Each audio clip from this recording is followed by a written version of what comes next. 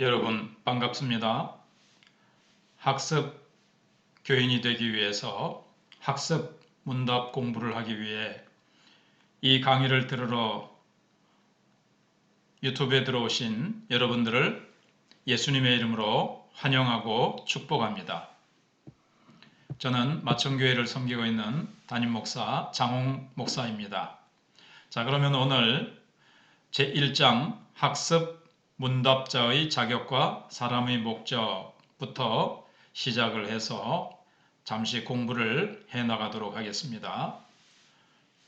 먼저 1번. 학습은 누가 받을 수 있습니까? 첫째, 교회에 출석한 지 6개월 이상 되고 예수님을 믿는 자로서 만 14세 이상이 되어야 합니다. 그러나 여러분들 중에는 이제 13세 되시는 분들도 있으시죠. 아직 14세가 안 되시더라도 학습 공부를 하는 동안 시간이 흐르기 때문에 미리 대비해서 준비를 하는 것입니다. 자, 그러면 이제 해설입니다. 먼저 이번에 학습을 받게 된 여러분들을 진심으로 환영하며 축하를 드립니다. 그리고 앞으로 학습을 받게 될 여러분들도 이렇게 미리 준비하게 돼서 진심으로 환영하며 축하를 드립니다. 여러분은 교회에 나온 지 6개월 이상 되었고 그동안 열심히 예배에 참석하고 하나님의 말씀을 들으므로 이미 마음속에 하나님을 믿는 믿음이 생겼습니다. 이번에 학습을 받고 또 6개월 후에 세례를 받음으로 여러분의 신앙은 참으로 하나님의 말씀과 교회에 뿌리를 내리게 됩니다. 어린이 중에 가끔 태어날 때부터 심장병이나 백혈병 같은 선천성 질병을 가지고 태어나 한평생 장애를 가지고 살아야 하는 어린이들이 있습니다. 만약 이런 장애를 가진 어린이들이 선천성 질병을 고침받고 완전히 건강해질 수 있다면 아마 이 세상에 다시 한번 태어난 느낌이 들 것입니다. 우리 인간은 모두 태어나면서 심한 장애를 가지고 태어납니다. 그것은 하나님을 모르는 병입니다.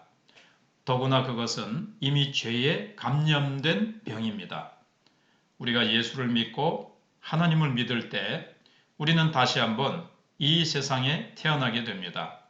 우리가 구원을 받는데 가장 중요한 것은 예수님을 하나님의 아들이시며 내 죄를 대신하여 죽으신 분으로 고백하는 것입니다.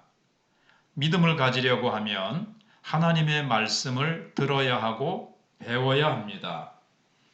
학습을 받는다고 하는 것은 이제부터 나는 오직 하나님만 믿고 하나님의 말씀을 배우겠습니다. 라는 뜻을 하나님과 교회 앞에서 고백하는 것입니다.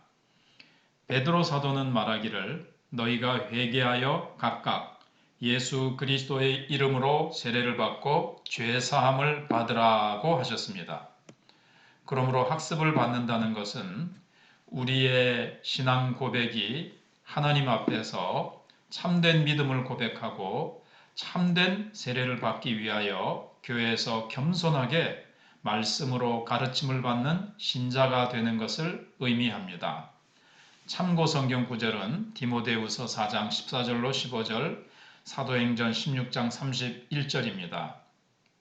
제가 읽어드리겠습니다. 디모데후서 3장 14절. 그러나 너는 배우고 확신한 일에 거하라. 너는 내가 누구에게서 배운 것을 알며 또 어려서부터 성경을 알았나니 성경은 능히 너로 하여금 그리스도 예수 안에 있는 믿음으로 말미암아 구원에 이르는 지혜가 있게 하느니라. 그리고 사도행전 16장 31절은 주 예수를 믿으라. 그리하면 너와 내 집이 구원을 얻으리라 입니다. 자, 그 다음에 2번입니다. 사람의 제일 되는 목적은 무엇입니까? 네, 사람의 제일 되는 목적은 하나님을 영화롭게 하는 것과 영원토록 그를 즐거워하는 것입니다. 즉 하나님을 즐거워하는 것입니다. 하나님은 우리 한 사람 한 사람을 너무나도 아름답고 훌륭하게 만드셨습니다. 그리고 하나님은 우리에게 많은 복을 주셨습니다. 우리에게 뛰어난 두뇌를 주시고 건강을 주시고 행복한 가정도 주셨습니다. 그러나 하나님께서 우리 인간을 이렇게 훌륭하게 만드시고 우리에게 이렇게 많은 복을 주신 것은 오직 우리 혼자만 잘 먹고 잘 살게 하기 위해서가 아닙니다. 하나님께서 인간을 만드신 근본 목적은 하나님께 영광을 돌리게 하기 위해서입니다.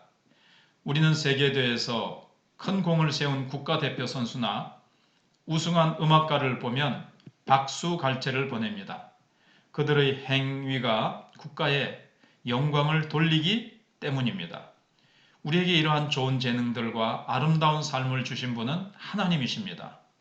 우리가 하나님을 제대로 알기만 한다면 하나님의 아름다우심과 사랑에 마음과 정신을 빼앗기고 말 것입니다. 그리고 저절로 하나님을 찬양하고 손뼉을 치며 하나님을 기뻐하게 될 것입니다. 하나님은 하늘과 별들과 모든 아름다운 자연을 다 만드셨습니다. 하나님은 그 중에서도 우리 인간들을 가장 지혜롭고 아름답게 만드셨습니다. 하나님은 우리 한 사람 한 사람을 사랑하시고 우리에게 영원한 생명을 주기를 기뻐하십니다. 우리가 영원토록 하나님을 즐거워하는 것은 하나님과의 관계를 기뻐하고 감사하고 좋아하는 것을 말합니다. 왜냐하면 우리가 하나님을 믿을 때 하나님은 우리 마음에 하늘에서 가장 좋은 복들을 부어 주시기 때문입니다. 하나님은 우리의 기도를 들어주시고 우리의 삶을 아주 아름답게 만들어 주십니다. 세익스피어라는 문학가는 이렇게 말을 했지요. 반짝이는 것이 다 금은 아니다 라고 말했습니다. 우리가 세상에서 보는 복들은 진짜 복이 아닙니다. 진짜 복은 하나님 자신과 하나님이 주시는 은혜입니다. 우리가 이것을 알 때 진정으로 행복하고 만족하게 될 것입니다.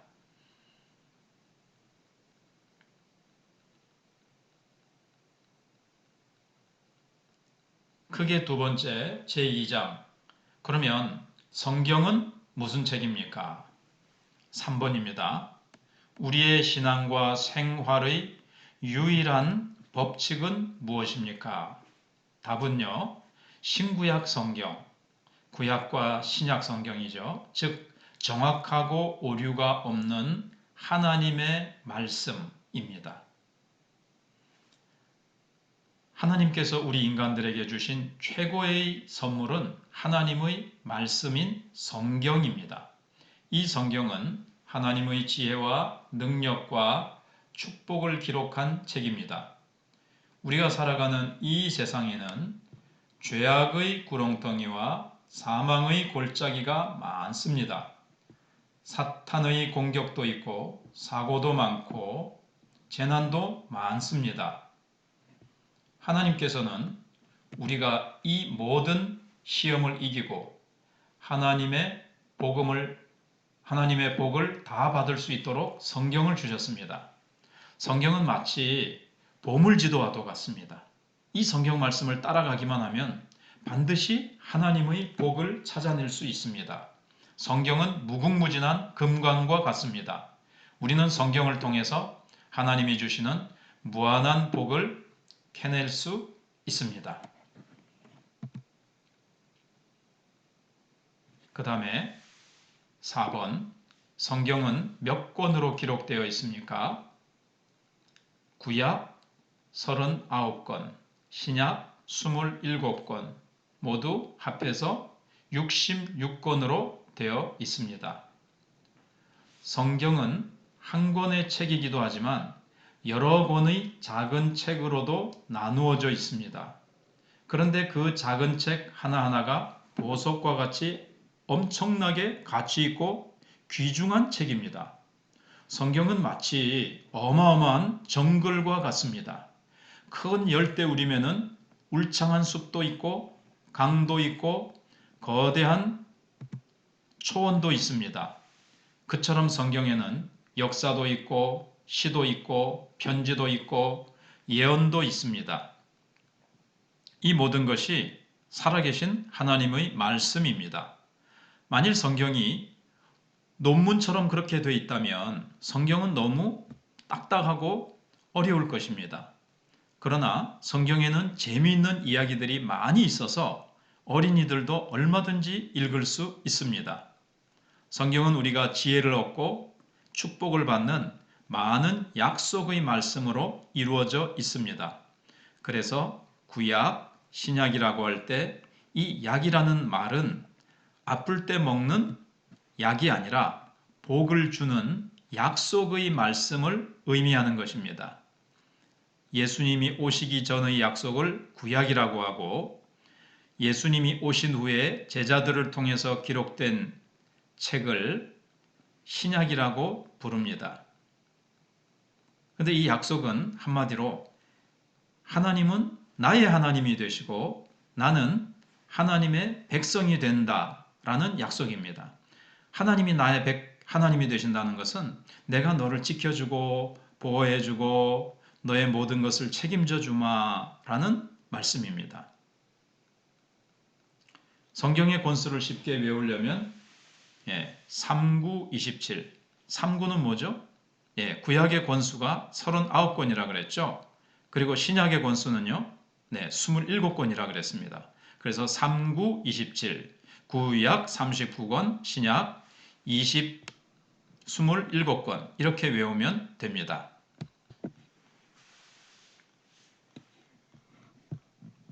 그 다음 5번입니다. 성경은 누가 기록하였습니까?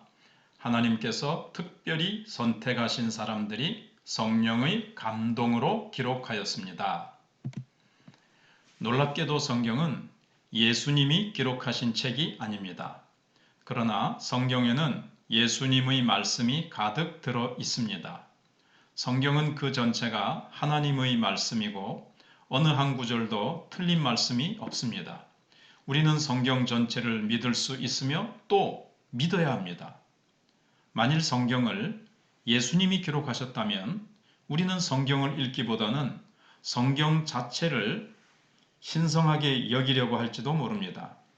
하나님께서는 선지자나 제자들에게 성령의 감동을 주셔서 하나님의 말씀을 틀린 부분이 없도록 완전하게 기록하게 하셨습니다.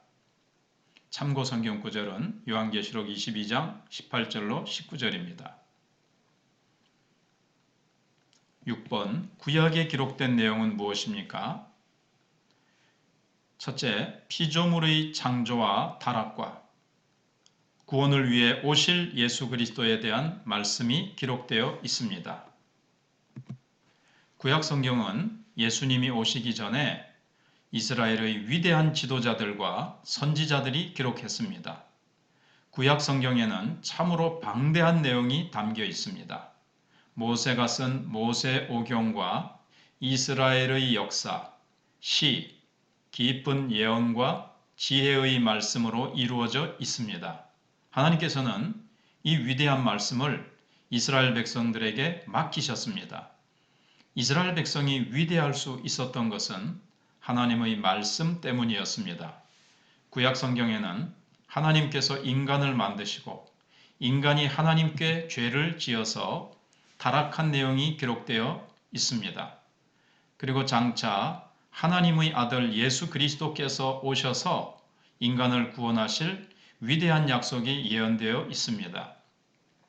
또한 이스라엘 역사를 통해서 하나님께서 행하신 놀라운 능력과 축복이 기록되어 있습니다. 참고 성경 구절은 로마서 15장 4절입니다.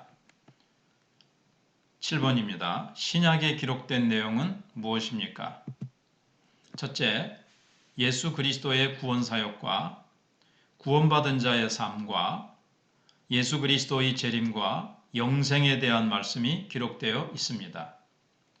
신약 성경은 예수님이 죽으시고 부활하신 후 예수님의 제자들이 기록한 책입니다. 신약 성경에는 예수님의 삶과 가르침을 기록한 복음서, 성령이 오시고 놀라운 부흥이 일어나면서 복음이 세계 여러 곳으로 전파된 것을 기록한 사도행전, 우리의 신앙생활과 믿음에 필요한 여러 가지 교리들을 기록한 사도들의 서신들이 있습니다. 그리고 장차 예수님이 이 세상에 다시 오셔서 세상을 심판하실 것을 약속한 계시록이 있습니다.